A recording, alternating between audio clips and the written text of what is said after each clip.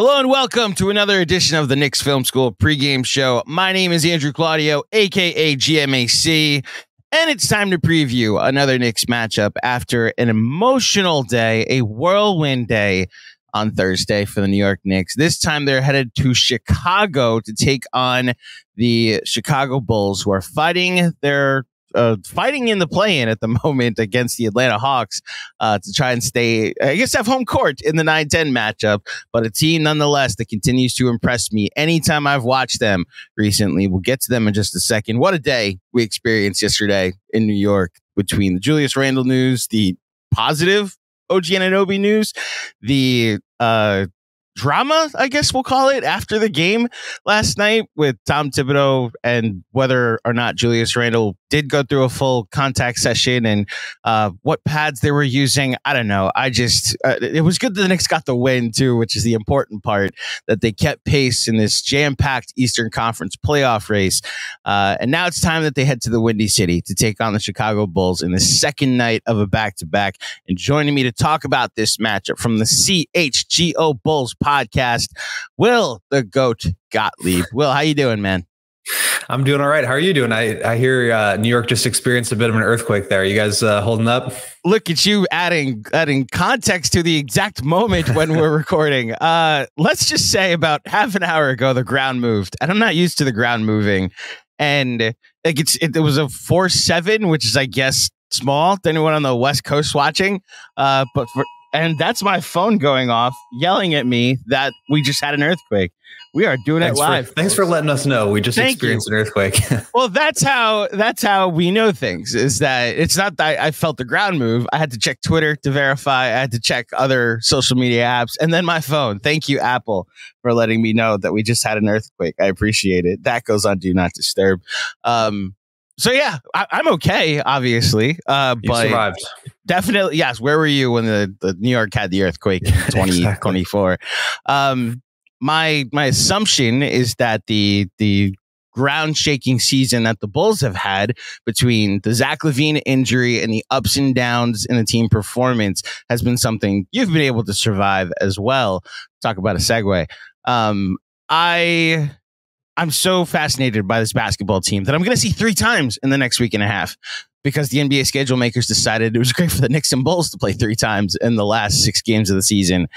And like DeRozan is putting up points and scoring at an amazing rate. Kobe White has been a revelation from my perspective. I've always admired Alex Caruso and have wanted him to be a Knick for the longest time, but I obviously know that he's like cherished in the Bulls organization. And I understand 36 and 40 might not look like a positive, but it does seem like from where they were earlier in the season, that was a step forward. Give me your perspective. How are the vibes in Chicago with everything that's gone on this season? I think it really depends who you ask. I think there's a segment of fans who are, showing up to games and really excited to see this team compete. They have been in, I think, the most clutch games of any team in the league. So they're like right in these games, always competitive. DeMar DeRozan, heroics every single game in the fourth quarter. As you mentioned, Caruso, like there's always something that he does like 2 or 3 times a game. That's just like, my God, this guy is just an absolute animal.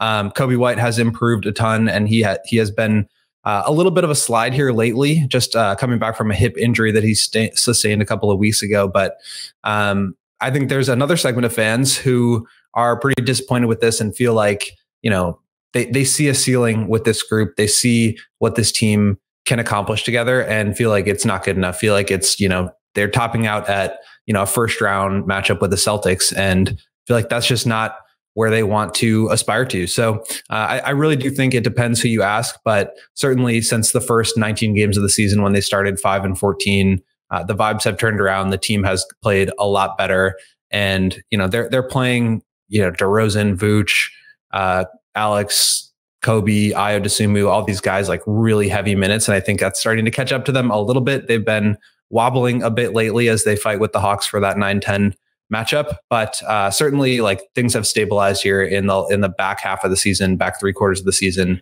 and they're at least looking like a competent, like competitive basketball team. Well, I'm sure you can understand this, but as somebody whose head coach is Tom Thibodeau, the Knicks have also been playing heavy minutes over the last 2 months as they've been trying to just kind of hold the fort while reinforcements come back, which Anunoby came back for 3 games, and obviously Julius Randle won't be coming back. So I can understand going through the season and having your team play heavy minutes and potentially having them catch up to you. Where do you fall on that meter? The perspective of whether this season has been, impressive that they got off to that bad start and from what you're telling me, 5-14 start to now just 4 games under 500. That is a +5 in the win column over the last several months. Where do you fall on that? I think I'm much more in the second part of that, just feeling kind of like this team has a ceiling and we understand what they can be. And I think this trade deadline especially seemed like kind of a missed opportunity to kickstart a rebuild or a retool at least. And now, trending towards DeRozan's free agency here, it seems like they're going to be running it back again. And with their limited cap space and financial flexibility, they still owe a draft pick next year to the Spurs, top 10 protected in the DeRozan trade. So it just feels like there's not a lot of room for maneuverability, not a lot of room for them to break through this kind of middle part of the play-in area. And that's kind of where they've been since Lonzo Ball went down in 2021. So it does feel like they're kind of spinning their wheels a little bit here. And if it were up to me, I think I would be kind of gearing more towards the future than trying to, juice everything you can out of this team that's really led by DeRozan and Vucevic in a lot of ways.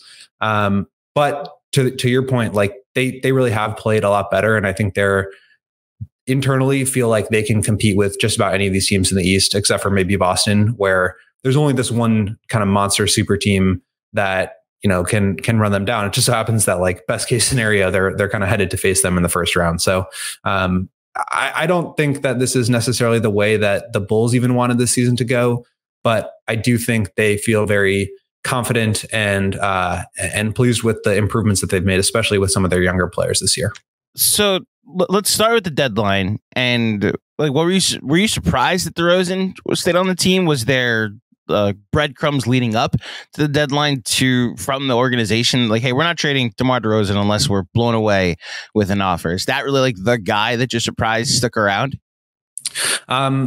I think Caruso is kind of the bigger one. It felt like there was a ton of interest in him around the league. I know other teams had made offers and it seemed like they were making pretty good ones. So to me, again, it feels like they kind of missed an opportunity to, they don't have to like tear this whole thing down to the studs and start over completely, but you start to accumulate some assets, some younger players, and you kind of re-gear towards next year or the year after that, where, at a certain point, like you are going to have to make some decisions around, can you run this team? Can you make this team's future be about a 35-year-old DeMar DeRozan for 3 more years? And with Kobe White and I would assume improving the way that they have, I think that, there's 2 ways to look at it. You could say, well, younger players are playing great. Let's kind of retool around them. Or you could say, look how these young players have improved on their really team-friendly contracts. They can be contributors around DeRozan. So to me, I feel like Caruso would have been the most sensible one to trade just because of how much you could have gotten back for him. But I think right now where the Bulls are at is like, they want to figure out what to do with Zach Lavine. He obviously opted to get surgery right before the trade deadline, and that put the kibosh on any deals that could have potentially happened. But I think if they're looking for financial flexibility, if they're looking towards any sort of roster movements, it's going to have to start with Lavine and his $40+ million contract per year. And what's the latest on that? As someone who, like last summer, I was curious if the RJ Barrett trade was going to be for Zach Lavine. And then honestly, parts of this season, I thought the RJ Barrett trade might be for Zach Lavine. Obviously, it went for OG Anunoby. So what's the latest on Zach Lavine and his relationship with the Bulls? I think it's pretty much the same. I mean, Zach has come out and said a couple of different times that like, he didn't ask to be traded. He's not asking for this. And obviously there were rumors last offseason that the Bulls were shopping him. And then the report came out around that 5-14 start where it's basically from Rich Paul and Clutch saying that both sides feel comfortable with making a trade. And I think that's still what the Bulls want to explore this offseason. I think it's going to be really difficult coming off of this surgery. He's obviously got a reputation of not being a winning player. I'm not really sure that I buy that, but clearly other teams are. And it's similar to this Justin Fields debate that Chicago has been going through the last couple of weeks here, but prior to the trade, is like the league is telling you what his value is. And you kind of have to you have to accept that at a certain point, because you can't decide how other people should feel about him. So I think they're still going to explore trades for him. I think that's probably the move that would make the most sense, just in terms of adding some flexibility while still being able to continue to work with this core that they have with DeRozan, Vooch, Kobe, and Io.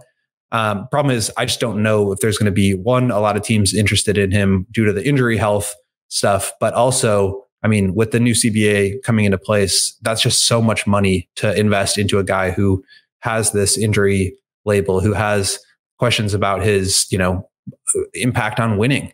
And, with teams really trying to, I think, find players who are contributing at a high level in like the 15 to 30, $25 million range on contracts, like bringing in a guy who you don't know can be like your number one or number two option, who's making 40 plus, I think is a really tough pill to swallow. So they could be looking at a situation where maybe the Detroit Pistons, who were interested before the deadline, swoop back in, but they could also be looking at a situation where they're having to attach picks to move him. And then that opens a whole other, litany of questions where you have to just decide, like, is it worth investing more assets in to get off of Zach so that you can kind of add some flexibility? And what does that mean for your cap space? Because now it's going to be difficult to get in expiring contracts. And so there's a whole, just so many complications and variables with this. And I think that's going to be kind of what they address first this summer.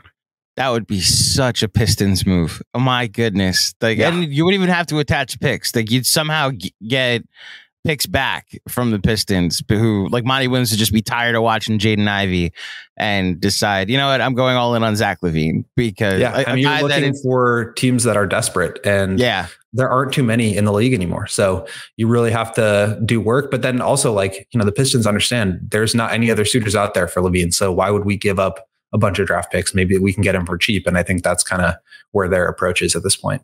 Don't put it past the Pistons to potentially make a bad move. Well, I hear what you're saying, where his value is, but I also saw that team extend another center recently. So Zach's not a center, unfortunately. So maybe they just aren't interested. Yeah, so that's the thing. We were terrified in New York that Isaiah Hartenstein would just be like, that would be the cap space team that attacks him. And it's like, yeah, but they have like a bunch of centers. It's like, yes, but that might be they want to play five at once. So. Exactly. That's what they're going for. Look, I hear what you're saying about the Sumnu and that the progress with some of the younger players on this team. And look, they've been a fun league pass team from my perspective. They've played a lot of teams that are within, like they've beaten the Pacers a ton lately, and that's been helpful to me as someone who's been hoping that the Knicks stay above the Pacers, because the Pacers have the tiebreaker. And it's why I'm fascinated by these next three matchups that they're gonna face against the Bulls team, at least trying to stay ahead of the Hawks for home court in that 9-10. As far as this matchup specifically is concerned, so the Knicks have been going small lately. They're starting five after the second Anunoby absence. Has been Josh Hart at the 4, Dante DiVincenzo at the 3, Deuce McBride at the 2 next to Jalen Brunson, and then Isaiah Hartenstein as your starting center. And that starting five has been gangbusters, and like the 99th percentile in cleaning the glass in all of the efficiency numbers. And the only time I've seen it struggle is when teams like go to bigger lineups. We saw the Heat kind of give them trouble. We saw obviously Wembanyama and the Spurs, like we saw them give them trouble. The Thunder were probably the biggest one, with Josh Giddey just kind of having his way, whether it be with Dante DiVincenzo or whoever was guarding him. And I'm curious if you could tell me, like, do you foresee the Bulls trying to match up the Knicks with a smaller lineup themselves, or do you think their length will try to take advantage of the Knicks' smaller lineup? Well, we mentioned Zach here, but the Bulls are also missing, obviously, Patrick Williams, who's their starting power forward. So they are pretty limited in terms of size at the forward position. They just signed Javonte Green, who's with the team last year, but he's another undersized power forward. He's like 6'4", guarding Giannis and Kawhi and those kind of players. So I think for the most part, they aren't necessarily worried about like matching teams in terms of what their rotations and lineups are. And it's more like, we got to get our best guys on the court.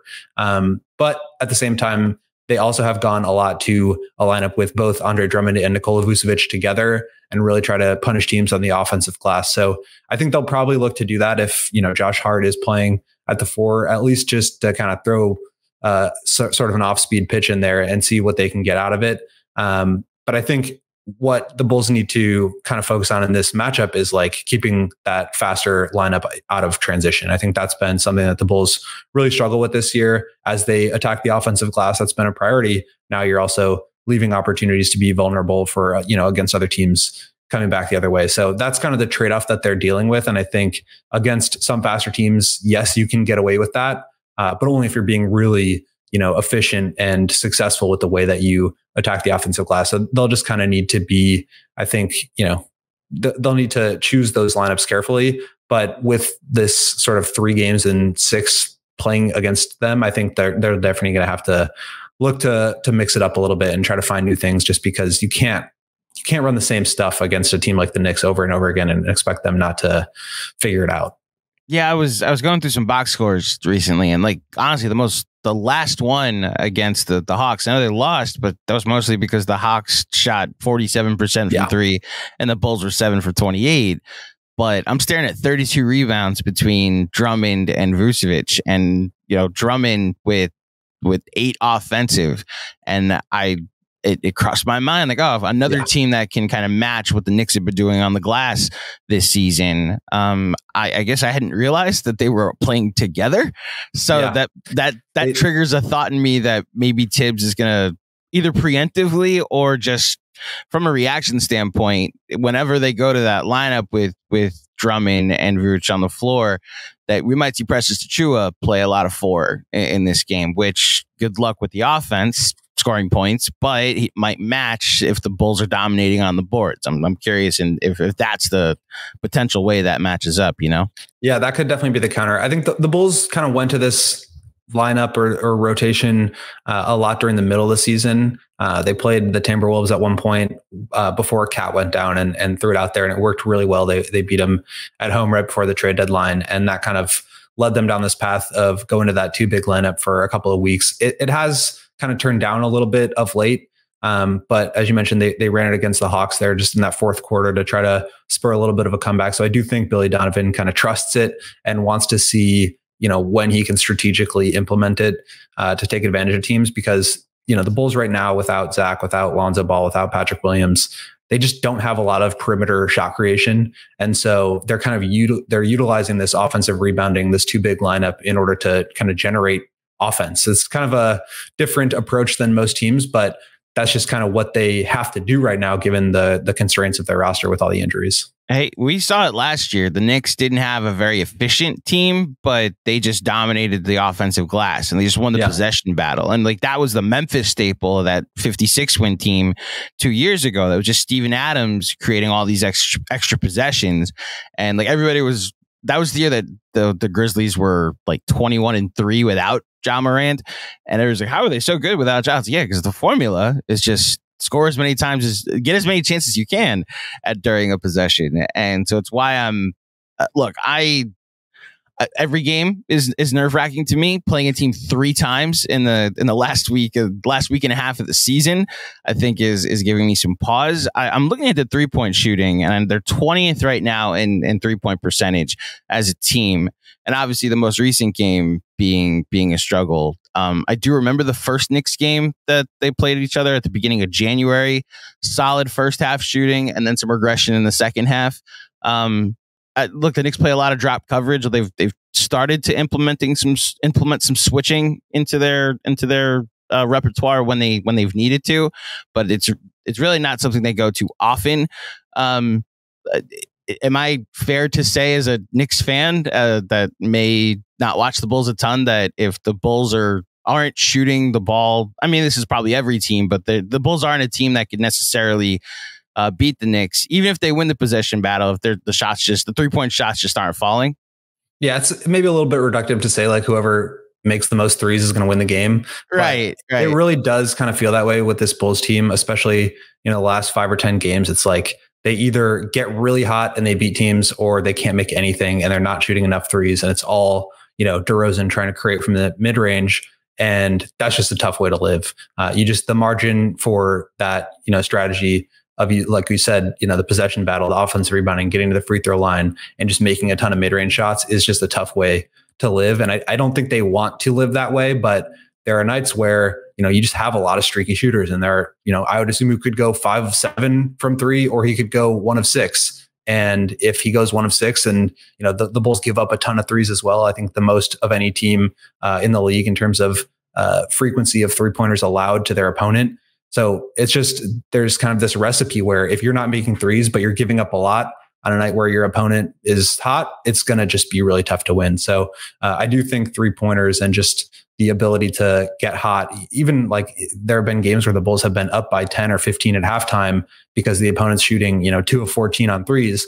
All of a sudden they're still getting those same open looks. They just start making them in the second half. And now, the Bulls are giving up these leads. So it's just a tough way to live, but I just don't think they have a lot of options with the roster constraints. And again, that kind of takes you back to what we talked about before, which is that okay, we've seen this same group 3 years in a row now struggle with the same things, not be able to address the same issues. Like, how are you going to do that with limited draft capital, with limited cap space, and an aging roster who are really kind of driving everything with this team? I'll just say 2 things. First of all, the version that you just mentioned where a team shoots poorly and then suddenly the shots, the looks they were getting just start falling, that's the Knicks. That their shot quality has been insane. I'm sure you remember from the Joakim Noah finishing 4th in MVP season, how much ball movement and just running things out of the high post that the Bulls did back then. Tibbs has just implemented that through Isaiah Hartenstein, and teams have been blitzing and trapping Jalen Brunson. Like last night against the Kings, it was just a masterclass of Brunson being really good at hitting that pocket and getting the ball either to Josh Hart on the screen and roll, or to Hartenstein, and the Knicks just playing 4-on-3. And their shot quality has been great, and they were just missing shots in the first half and shot 63% in the second half. Yep. So that's my curiosity. And you mentioning that, playing 2 bigs may be hell on the boards, but Josh Hart being an elite rebounder, I'm wondering if the transition that you're talking about might also be a point in the favor of the Knicks. Guarding DeRozan is a little curious for me, because I think he'll feast if the Knicks go and drop, and just in the pick and roll, he'll just have that shot every time he wants. And I'm curious how this matchup goes that way. Well, these matchups should go that way. Yeah. The second thing I wanted to ask you hinted at, the conversation we had at the beginning about expectations for the season and what the ceiling is. I usually ask each guest, what does a disappointing season look like for the Bulls? And I think I'm talking to someone that already thinks the Bulls have had a disappointing season. So I think that question got answered. So what do you foresee as the move or potential process they go through this offseason? Do you think they re-sign DeMar? Do you think there's any type of nuclear button that they hit? What do you think happens? I think honestly, that's the disappointing part is, I get why they wouldn't want to, just sacrifice this season and go the other way. Like DeRozan's playing at such a high level. You have seen improvements. I disagree with it, but I understand from their perspective why they wouldn't want to do that. I think the real disappointment is about to come, which is like locking yourselves back into this same group for, 2 to 3 more seasons with a DeRozan extension. So they ran into the same situation with Vucevic last year, where they didn't trade him at the deadline, despite the fact that they were in 9th or 10th place. Actually, I think they were 11th place at that time. But now you're in a position where he's got leverage. You feel like you need him because you're desperate to stay competitive. So now you extend him for 3 years and you kind of lock yourselves back into this. I think the same thing is coming with DeRozan. I think they really love DeRozan, and for good reason. He's been incredible. You mentioned defending him. It's like, basically, he is taking advantage of the way that teams want to play defense. They're happy to give you mid-range shots. They're happy to go under screens and just let him shoot. And he's so dominant in that space. He's great at getting the right matchups, picking on guys. I think he's going to be, if the Knicks are switching at all, he's going to be going after that. He's going to be looking to draw fouls with the swipe through and the pump fake. That's how he succeeds. And I think he just drives so much of the Bulls offense and what they're able to do. So I think the Bulls are definitely trending towards re-signing him. I think at this point, the only way to add that flexibility is really to trade Lavine. And I just don't see that happening, just with the way that teams around the league perceive him. So I think it's going to be tough to make any changes without making major changes. And I don't think they're ready to make major changes. So to me, it's, you can live with a season of, underperforming or, reaching expectations that you maybe disagree with, but it's like the locking yourselves back into it and continuing to limit your flexibility that I think is really disappointing. Yeah, I like DeMar DeRozan, and I unfortunately DeMar's been awesome. He's been like second in clutch points total, first in average clutch points per game, like average clutch points. You know what I'm saying? Like he's been a very clutch player this season. He's outstanding, and I don't ever want to sound like I'm criticizing him or that I don't like him. He's been great to cover. He's been great with the media. He's been obviously great with the young players looking up to him and just driving the offense, keeping them afloat. He really is already one of the great Bulls of all time, just with the way that he has dominated the last 3 seasons. So this is not about DeRozan or what he can do, but it's just more about the direction that the front office has decided to go with. So same with Caruso, all these guys. I never want to put the blame on the players because I think they're outperforming their talent level at this point with the injuries, with the roster limitations and the styles that they can play. I think they're doing a great job. It's more just about kind of the longer term direction. So you just started a thread that is going to lead to my last question, that where DeMar ranks amongst Bulls all time. Obviously, I don't know if, I'm sure you know this. I'm sure Knicks fans, even though they may be young, are aware that the Bulls have had some significant success in NBA history. Maybe there was a documentary about it that came out a little bit during the pandemic. Outside of that, haven't had an extended period of success. I know the Tibbs era and the Derrick Rose, the Taj Gibson, the Boozer, all of those guys were successful and made the playoffs a bunch of times. But that it's really that era from MJ beginning to end, and then that's why DeMar DeRozan, when you say one of the all-time great Bulls, might sound jarring to people when you think of the other names on that list, but he does fall in that category, right? Absolutely. Yeah. And not to say he's in the top 5 or, top 10 at this point, but there just hasn't been a lot of high level team success outside of obviously the 90s. You run into those early 2010 era Derrick Rose teams that just kind of never worked out the way that they should have with the injuries.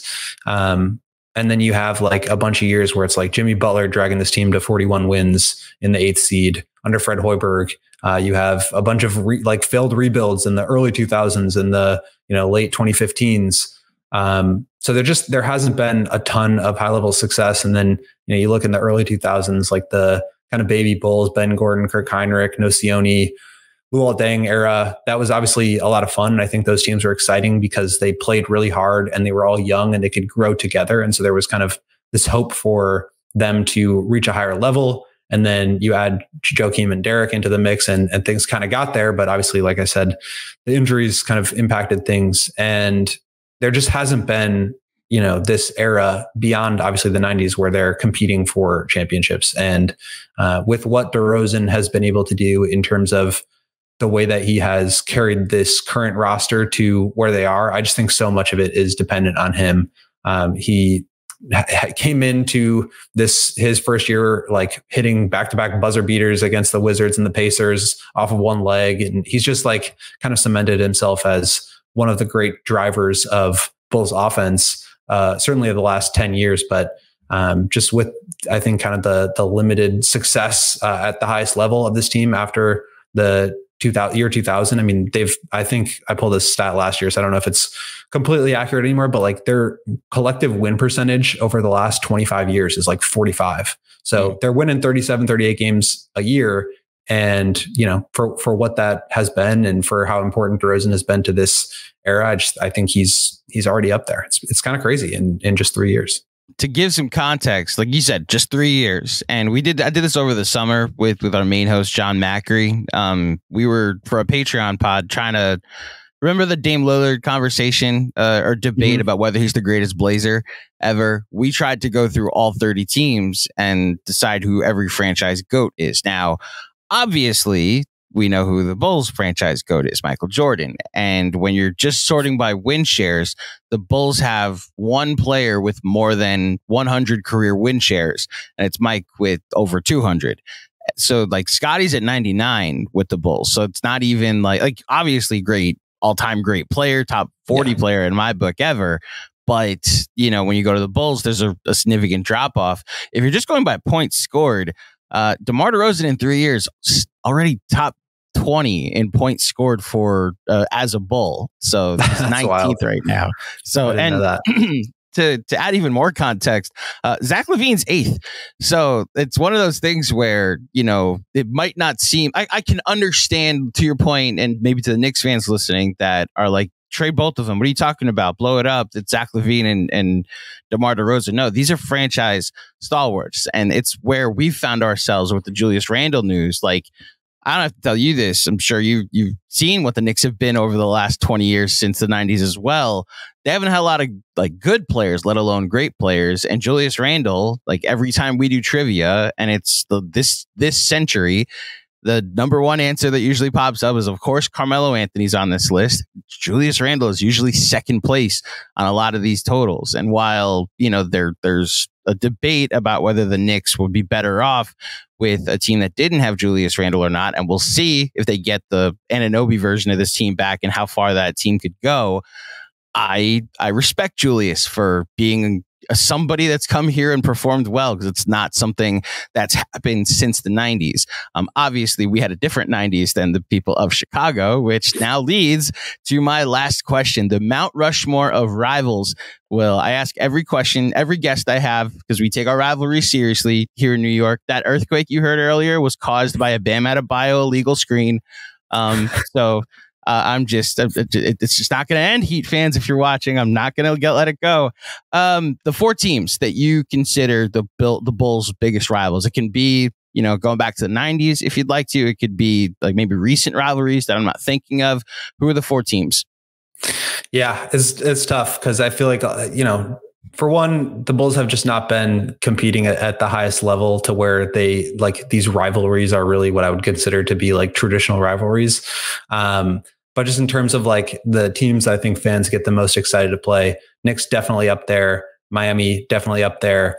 I would still throw the Lakers in there just because obviously they met in the finals in 91. Obviously a West Coast team, you only play them twice a year, but I think the excitement level is still there as 2 obviously very historic franchises. And then probably either the Bucks or the Celtics. Obviously Milwaukee just 90 miles north of here. They've played against them in their most recent matchup in the playoffs, had kind of a interesting kind of frisky matchup with them back in 2015 in the first round. So there's been some history there, but I think, the Celtics are another team where it's just the Bulls just always want to beat the Celtics. I feel like they run into them a lot too. And there's kind of this Bulls in 6 narrative whenever they play the Celtics in the playoffs. So I don't know how to choose between those 2, but that's definitely my top 5. So first of all, I appreciate that you mentioned the Bucks, because I have so many people come on here and don't mention another division team. And I'm like, I'm in New York with another New York team, the Philadelphia 76ers, the Celtics. Regionally, it matters. And now Toronto with the RJ Quickly and Anunoby trade that happened. I don't know if they're a rival, but they're a team I look forward to playing on the schedule every year. So I'm happy for division rivals. You're making me feel regret about not choosing the Pistons. I just realized that's where I was going with this. The Pistons, would you want to? I'm surprised that the Pistons, obviously, the origin of the Bulls and their dynasty was having to get by the Pistons first. The historic rivalry there, I think, definitely in like the top two, maybe even just one. But there's no juice there now. You're saying there's nothing there now. There's just not a lot of juice there. Of course, the Bulls have lost to the Pistons twice this year, so maybe they're rekindling something. But I just feel like the Pistons have been just so not competitive for the last 20 years. And when they were competitive back in like the 2003, 2004 era, that's when the Bulls were really kind of going through it. So they haven't like met in meaningful games in 30 years, basically. Whereas like the Miami, obviously there was the stuff going on there in the 90s, but then, LeBron, Derrick Rose era that was a huge rivalry. The Knicks, I think historically also, you gotta throw them in there. They always hate each other. And then, the Tibbs, Derrick Rose, obviously Taj, Joakim for a short period of time. Like there's a lot of overlap there in terms of players and just wanting to go against old friends. So, it's kind of like just your big market teams, frankly. But I do think the Pistons are honorable mention that I forgot about. No, you're good. Because there's definitely some hate there. I know my co-host on our podcast, Matt Peck, is definitely a big Pistons hater. Well, it's ingrained in you, like I have to explain to a lot of young Knicks fans why the Pacers sparked something in me, because I grew up on Reggie Miller. I grew up on those rivalries of the 90s. The Bulls are a complicated rival for me because the Knicks beat them once and it was without Mike, so it was tough for me to it's like the Bears and the Packers. It's like rivalry, like I hate you, but like you kind of beat us every time. And hey, I now have Aaron Rodgers, so I don't necessarily know if I like this version of Aaron, but we'll see how this all-in season could potentially go. But yeah, like those older rivalries are interesting, especially from a Knicks Bulls standpoint. The Tibbs of it all, and maybe this will be my last question, but are you surprised what he's been able to do in New York in this third chance at being a head coach? And honestly, it's one of the more creative seasons that I've seen him be, and the more flexible seasons that I've seen him have. And this is a team that I think could stick around and has kind of bought into his play style. Like, what's your perspective been of what the Knicks have done under Tom Thibodeau? Yeah, it's super interesting because Tibbs kind of, obviously had a ton of success with the Celtics, and then coming to the Bulls, like he was outstanding. And then I think the league kind of moved past where he was, certainly offensively, but also defensively. I think, some of those, there's probably not a coach who had more to do with shaping the way that defense is played in the modern NBA than Tibbs. And I think with the changes in the way that teams play offense now, some of that stuff just became harder to accomplish. And so for him to adapt and evolve multiple times from the Timberwolves to the Knicks now, he's just a winner. He just is. And he understands that he needs to make changes in order to be successful. He understands that he needs buy-in. Nobody works harder than Tibbs. Just tremendous amount of respect for him. I got to chat with him once a couple of years ago, and we just kind of talked about the old Bulls days and defense and philosophy and stuff like that. And just, he cares so much. So I'm really happy for him and the success that he's having with the Knicks this season. But yeah, just, I think he's an ultimate winner in this league. I think he's constantly trying to find ways to get ahead. And I think that's kind of the mentality you need to have in order to stay on top. And for him to do that with so many different teams, so many different styles of players, I think it just speaks to his ability to adapt and evolve and continue to be successful. There have been moments where he's just driven me up a wall with, like, he'll wait a whole game to adapt to something. And like for a while this year, after Randall and Anunoby went down, he was starting Josh Hart and Precious Achiuwa and Isaiah Hartenstein together. He was trying to win the possession battle, which is his comfort zone. Like, I will win the boards. I will limit turnovers. I will try to win it that way. And it was effective. I can't say it was a bad decision, but there were moments where, like, there's this Laker game that's keeps sticking out to all of us. Honestly, this Warrior game too, but it was like, they had 20 more shots than the Lakers and lost. And it was just like, you have nobody that can score at the moment. It's just impossible to score. And it came to a tipping point right before Anunoby came back the first time, where they played the Sixers on a Sunday night in primetime. Final score was 79-73. And it was like, yeah, your defense was great. 79 points. Take it back to the 90s, baby.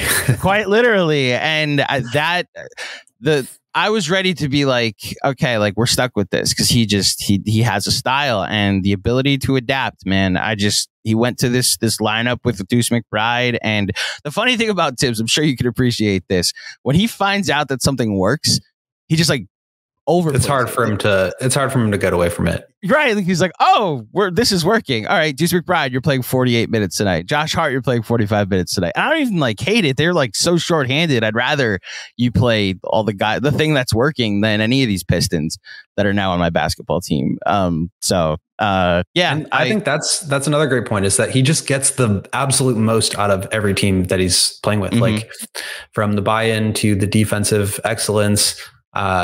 It's just, I think it's really hard to do that year after year. He's definitely the kind of guy that you can get tired with. And like you've heard Joakim and Luol and some of these guys just talk about like how it kind of grinds you down at times, but the respect that they have for him and his attention to detail and his preparation is just, it's hard not to, at the end of the day, you can kind of put that other stuff aside because you appreciate how much he cares about winning.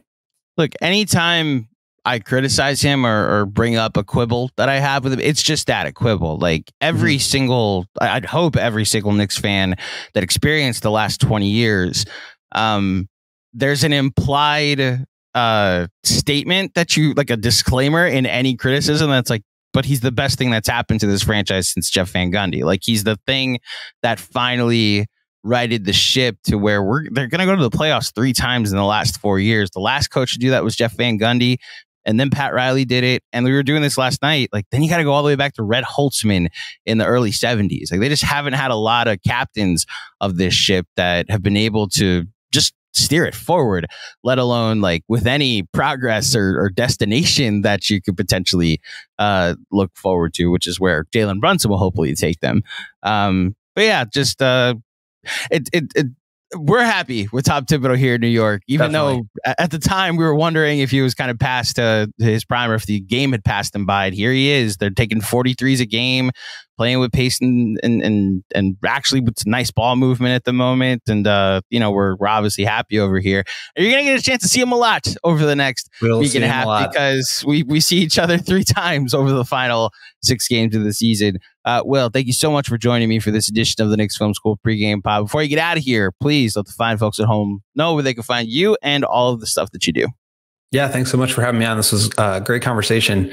You can follow me on Twitter at Will_Gottlieb. I work for CHGO Sports, covering the Bulls. So writing about them after every game. We do a podcast after every game, every day. So if you're interested in hearing us yell and scream about the Bulls, come check us out. Last question for real this time. Are you excited about Caleb Williams? I'm very excited about Caleb Williams. Very excited. Okay. So I see where you fell on that debate. I mean, the Bears have never had a quarterback, so they're going to have. You're talking to a Jets fan. I feel it. Yeah. I understand. Aaron Rodgers came to my team last year, and I just like all the BS that he brings. I was like, yes, but you got to understand, we've never, like Joe Namath. I don't know what to do with my hands. It's like, right. Yeah, like we're going to have a good quarterback. Like I was optimistic about Sam Darnold and Zach Wilson and Mark Sanchez. Like Mark Sanchez might literally be the 3rd best quarterback in Jets history. Ryan Fitzpatrick had a 30 touchdown season a couple of years, like 6 or 7 years ago, right? For the Jets, that's the best quarterback season. And the Jets have had one quarterback do that. It's Ryan Fitzpatrick. And then usually when I bring Cutler, this up, it's Bears McMahon fans are like, yeah, us too. Yeah, we get it. Yeah. Well, I wish you the best of luck with a good quarterback, with a franchise quarterback. I think Caleb Williams is a stud as well. And I could say that I wish you luck there because obviously I want the bad luck to fall upon the basketball team that you cover. But we'll see what happens over these next 3 matchups. Thank you, Will, for joining me. And thank you, everybody, for tuning in for another edition of the Knicks Film School pregame show. If you dig the show, please head over to iTunes, drop a 5-star rating and a review. If you're watching, please like this video. Please remember to subscribe to our channel. I will be back on Sunday morning with another pregame show to preview the matchup against the Milwaukee Bucks. It's a real shame that the Knicks went on that losing streak because they would be playing for the 2 seed on Sunday potentially. But until next time, thank you for listening. Thank you for watching. Enjoy the game tonight. and I will speak with you soon. Peace.